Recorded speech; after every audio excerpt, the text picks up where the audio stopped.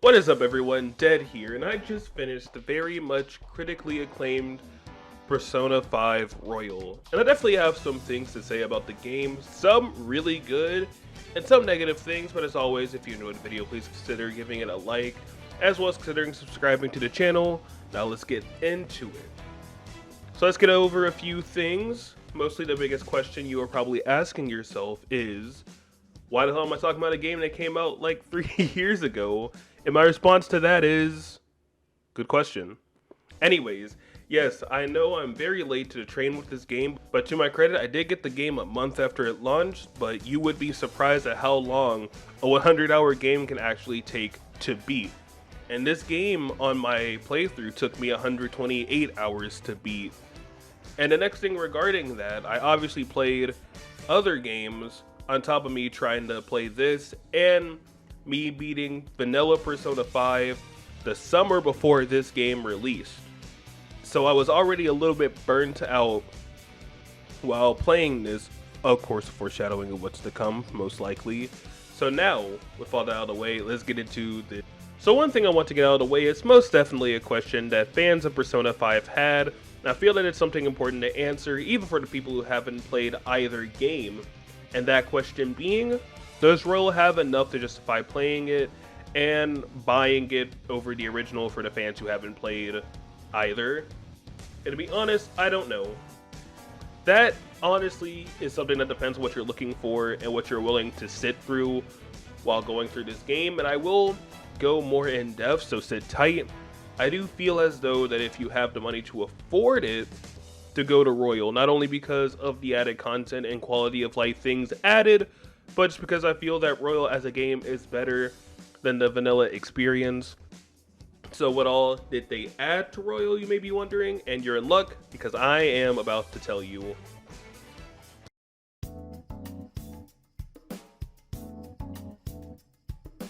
So one thing that Royal has added that I immediately took note of is the added will seeds to every palace.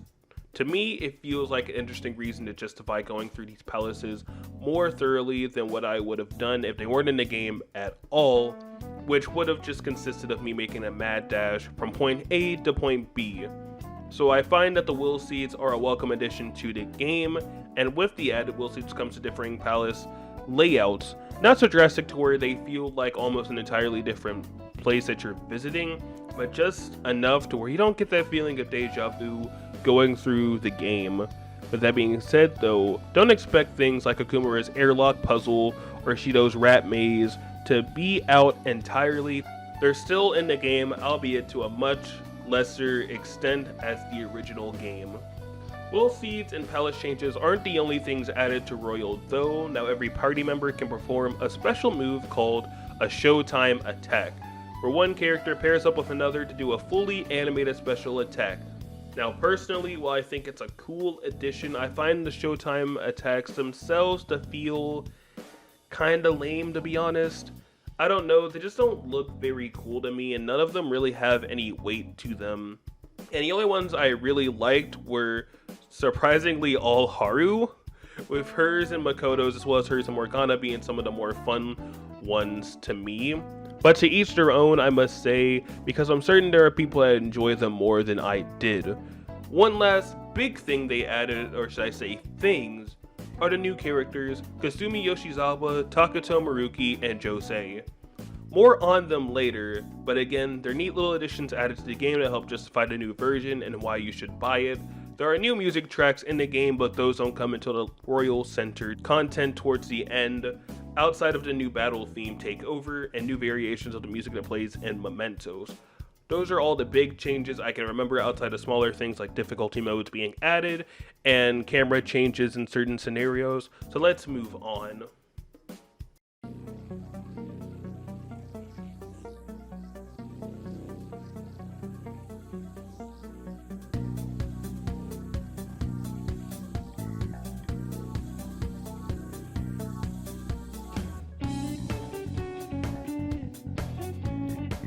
I want to talk about the initial Persona 5 experience before I give my thoughts on the events that happened in the Royal section of the game, mostly because I played the original game and there are things I want to talk about especially since I have no other videos on my channel discussing the game, obviously. First off, I'm not going to dick write this game, guys, but I'm not going to just shit all over the game either. I just want to get this out of the way so no one can misconstrue what I am actually saying, because I know I'm going to say some things that will sound like I hate the game or that I think this game is bad, where in actuality I find it to be a good game. With all of that being said, this isn't my most controversial take, but it is a take I 100% stand by, and that's that this game really should not have been over 100 hours long. And I'm not saying that games in general shouldn't be that long, since there are plenty of games that can reach a runtime of that and longer. Just what is actually in the game that I experienced twice now, I feel could have been much more enjoyable if it was at least 40 hours shorter. The biggest reason I feel this way is because of the story. The story of Persona 5 is backed by a genuinely interesting concept, though I feel like the story doesn't bring enough to the table to keep the premise as interesting as it should be. Most of this comes from what I call Persona 5-isms, and what I mean by that is that there are various things I feel should be left to the player to figure out on their own. What I mean by this is all Persona 5 fans know that a palace is a reflection of what the ruler views reality. And this is a fact that is established in the very first palace, so everything you see in said palace represents something in real life, obviously to an exaggerated extent, but what happens in real life isn't too far removed from what happens in a palace. So with a premise like that, I feel like it would be a much more enjoyable experience to players to leave many things up to interpretation and have the player come to their own conclusions on what the parallels to real life are. I feel like it would make replays more interesting, since to me it's fun to find dialogue you never noticed and to piece things together you probably missed or just didn't take light to outside of, a catchy funny pancakes meme. But instead of doing that, the game opts to have every character explain everything that happens in a palace, followed by all the characters, one after the other, telling each other, and by proxy you the player, how seriously messed up something is.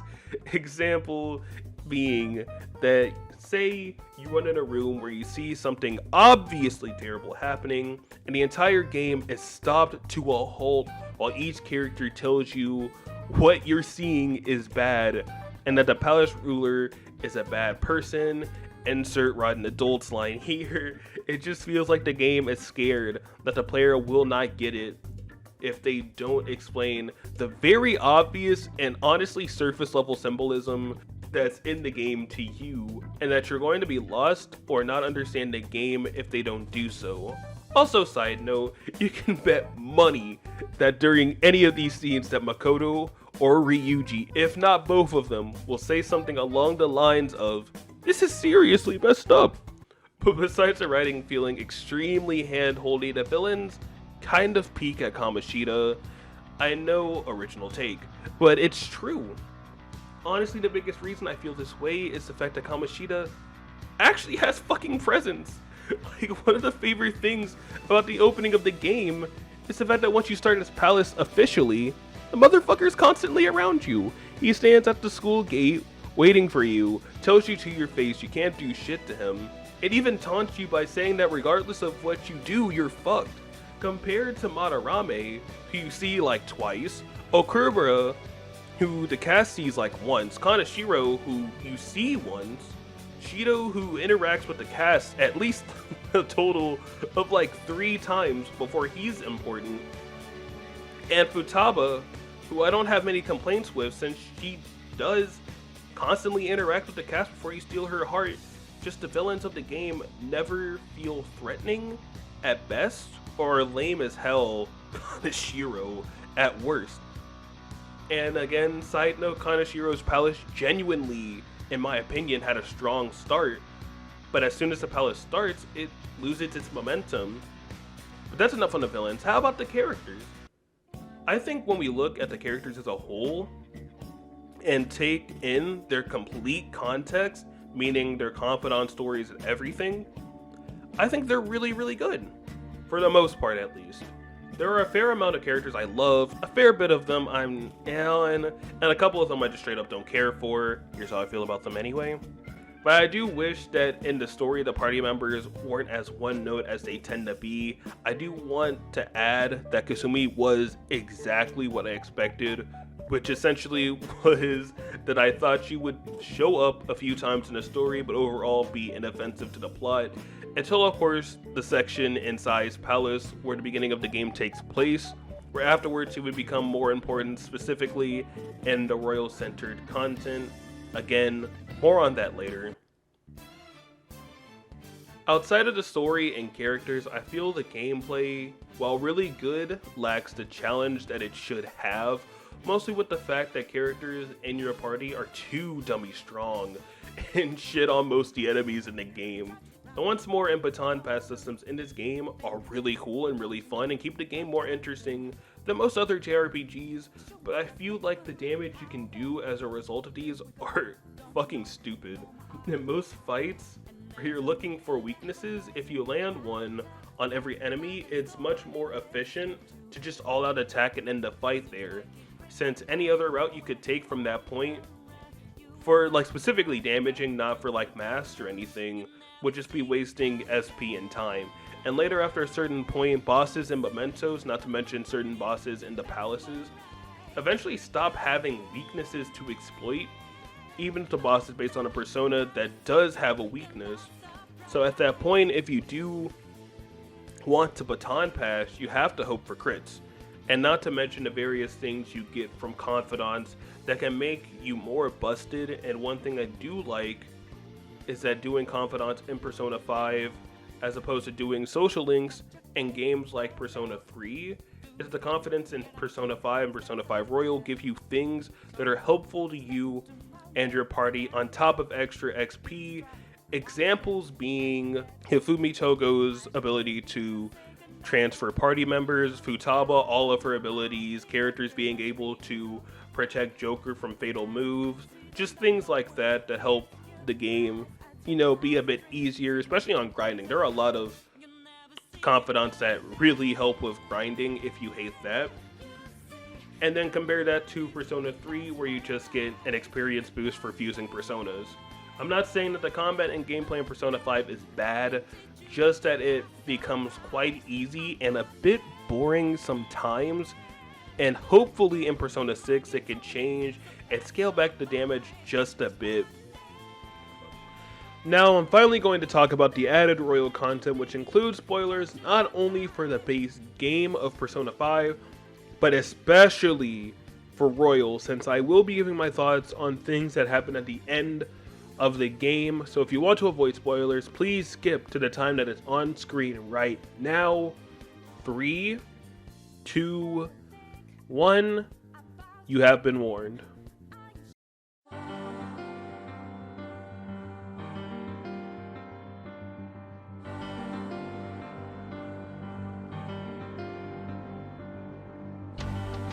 So one thing that players of the original game will notice immediately is that at the end of the base game, where you beat Yall, Sae will approach and suggest to you that you, the player, should turn yourself in, since it would help with proving Shido guilty, but also give you up as the leader of the Phantom Thieves, causing you to be jailed. Now fans will remember that Joker does give himself up, but at this moment, Akechi shows up and offers to turn himself in your stead. Since he worked directly under Shido, he could testify directly against him. It's a way for him to atone for his crimes. And I know what you're thinking if you ignored my warning and didn't care about spoilers, but yes, Akechi is indeed alive, which in all honesty I think is a much better outcome of his character compared to what originally happens, but that's for another day. But pretty much after the couple days go by and suddenly everything gets really weird. Your friends are all living lives that are weird and shouldn't even be plausible. Like Futaba spending a day with Wakaba, and Morgana is actually a human now, and everything is just off. Eventually, Akechi approaches you telling you that they just let him out of prison, and everything is again just off. Eventually, you find out that there is a palace, but it's in the real world, and you, Akechi, and Kasumi going to investigate. And yes, Kasumi is now important. After exploring for a bit, you find out that Maruki is the palace ruler, and that's not the only revelation, but an even bigger reveal being that Kasumi Yoshizawa isn't actually Kasumi Yoshizawa, but she is actually her younger sister Sumire Yoshizawa, and that Maruki changed her cognition into making her believe she was actually Kasumi after the death of her sister left her traumatized. And to be honest, this isn't completely not hinted towards, since throughout the game, every other character besides you, Morgana, and Maruki referred to her as just Yoshizawa. And I'm pretty sure everyone felt something was off about her, but I'm not entirely sure. If it was just little moments throughout the game that, again, are easy to miss. But you later find out that what Maruki did to Sumire, he did to pretty much the entire world, changing the cognitions of people to their best possible reality. He even plans to erase the real world and replace it with the cognitive world that he made. And to be honest, my favorite thing about Maruki is that he's not even a necessarily evil character. His views are flawed, of course, but he has genuine good intentions and states multiple times that he has no ill will towards you and only wants you to see where he's coming from. Hell, even his boss fight boils down to a battle of ideals to see whose ideals should become what the world becomes. And just so I can get this out of the way, this should have been what Persona 5 is. Maruki isn't some over-the-top cartoony villain, but an actual character with wants and ideals. The game doesn't even fall into the aforementioned Persona 5-isms and doesn't tell you how to feel or how bad a person Maruki is, mostly because, again, Maruki isn't a bad person.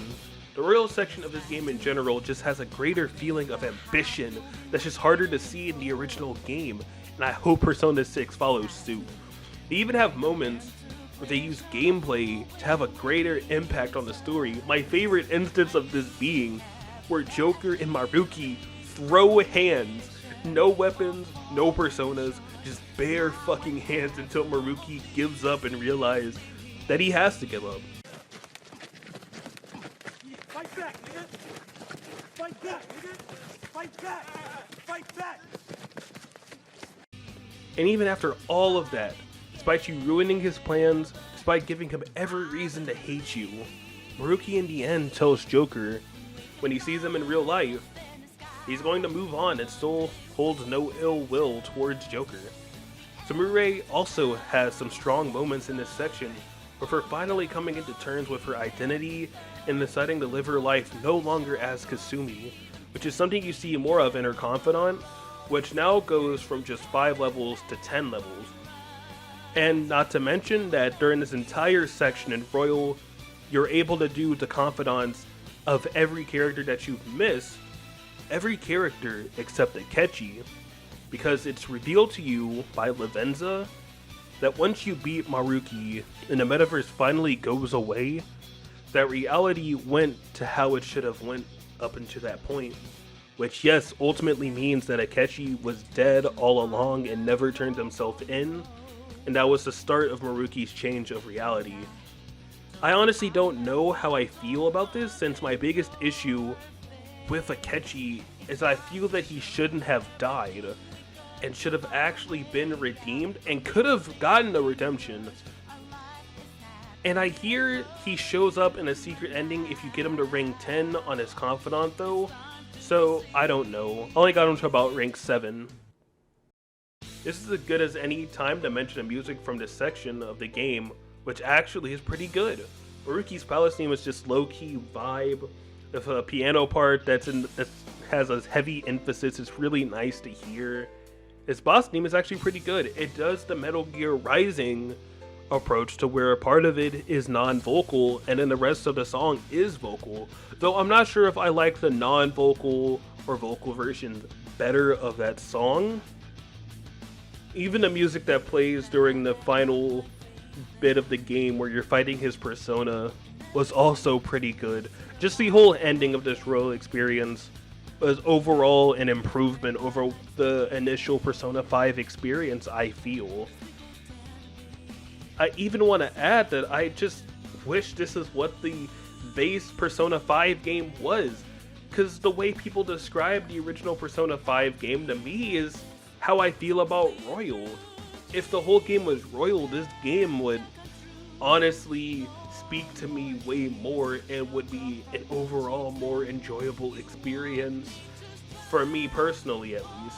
Now I know some people might disagree. I don't know what the consensus is about Maruki and his palace, but I think Maruki is just such an improvement over the original game that it's kinda crazy that that's not the same level of quality that the original had. There are moments in the game like Akechi showing up, even though he is still technically dead.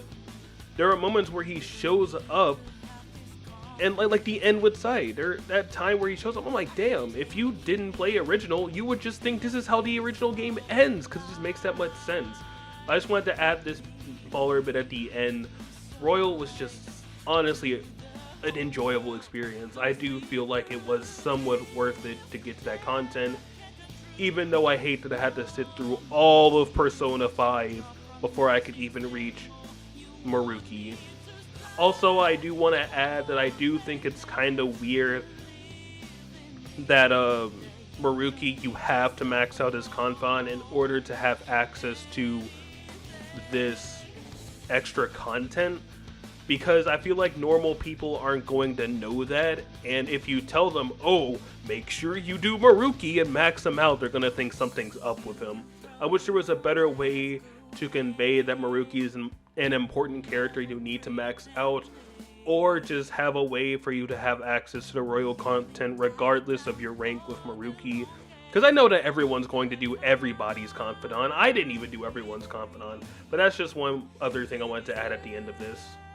And with that, the spoilers are over, so everyone who skipped ahead should be okay. Since I haven't talked about the music yet, I want to end on that. I know everyone says Persona 5's music is a masterpiece, but to me, the soundtrack is just good. It obviously has standout songs like most of the vocal themes, as well as certain other tracks, but there are a good number of tracks that personally don't do much for me. I understand why people love it, but ultimately it isn't high in my personal favorite video game soundtracks.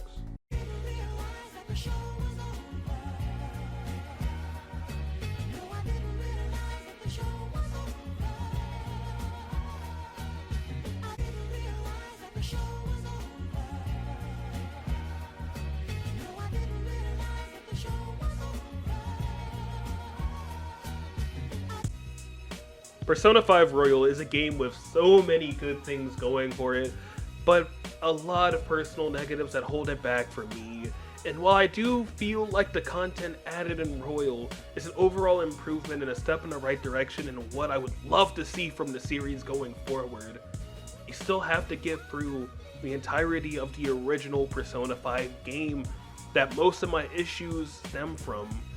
I give Persona 5 Royal a 7 out of 10. I know people think that is a bad score, but to me, a 7 is a good game, much like how I feel that Persona 5 Royal is a good game. It is enjoyable in some moments. I can't wait to see what Persona 6 has in store for us, especially if they're following suit with the Royal content. And like always, if you want to see more of my content, please subscribe to my YouTube. If you want to see me live, there's my Twitch with twitch.tv/deadxatnobody. If you want to get updates on my videos and when I'm going live, there's always my Twitter, all of which have links down in the description. And like always, I have been Dead. You guys have been awesome. I'll see you guys in the next video. Bye. See you later, my dude! I'll text you, okay? Come on, sit down. You taught me to keep my head up, didn't you? Told you I was coming with you. Ooh. Oh.